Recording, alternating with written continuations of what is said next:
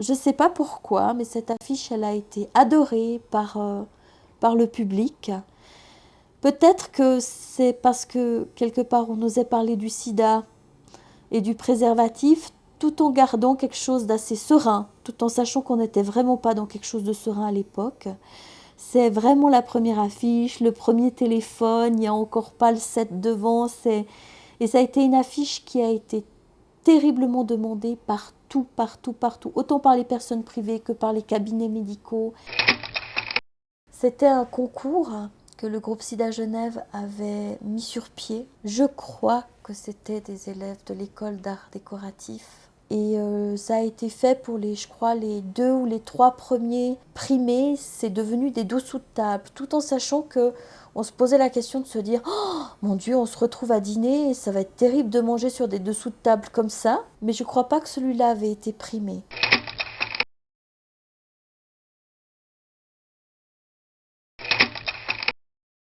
On a voulu manifester les têtes bien pensantes, elles sont là autour d'une personne et puis c'est vrai qu'au début, la séropositivité, on a vraiment eu peur que ça devienne comme l'étoile des Juifs, hein, où à la fin on allait être tatoué. Et dans les premières années, il y a eu des gens qui se sont vraiment élevés pour dire des choses ignobles sur les personnes séropositives. Et ça, c'est un petit clin d'œil à ces choses ignobles, quoi. Et je trouve qu'elle est assez parlante. Ce dessin-là, il a été adoré. La petite anecdote, c'est que ensuite de ce bonhomme-là, on en a fait des pins. Et on avait des pins avec un préservatif qui portait une hotte avec des petits cœurs, qui était le pins groupe SIDA Genève.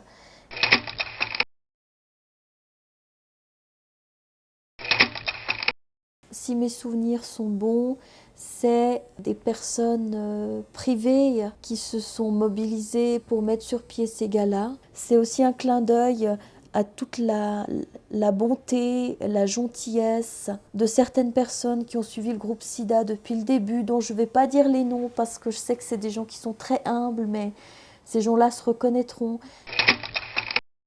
Alors ça, c'est la première affiche que le groupe SIDA Genève a faite suite à la restructuration de l'association sous forme de secteur. Aloïs, il s'est mis à faire les petites mains. À la base, c'était pour un salon du livre où on voulait une décoration groupe SIDA et je connaissais Aloïs et je lui ai dit, t'as pas une idée? Il s'est lancé dans les petites mains et il a fait des petites mains en bois qui sont du reste au 6e étage au grenier. Et les petites mains, l'idée des petites mains est restée. C'était la première fois où il y avait quelque chose de si clair sur qu'est-ce qui se passait en Suisse. De pouvoir mettre sur une affiche 3 nouvelles personnes apprennent leur séropositivité chaque jour. Tout à coup, pour les gens, ça devenait quelque chose de plus concret. Cette affiche que je trouve très très belle, alors c'était Frédéric Peters, je crois, qui est donc ce dessinateur qui a fait cette BD sur le sida. Si on se plonge vraiment dans cette affiche, en fait, ces petites pilules bleues, elles sont autour de nous. Je suis persuadée qu'il y a plein de gens qui ont autour d'eux des personnes séropositives avec qui même ils partagent leur quotidien et qui ne savent pas.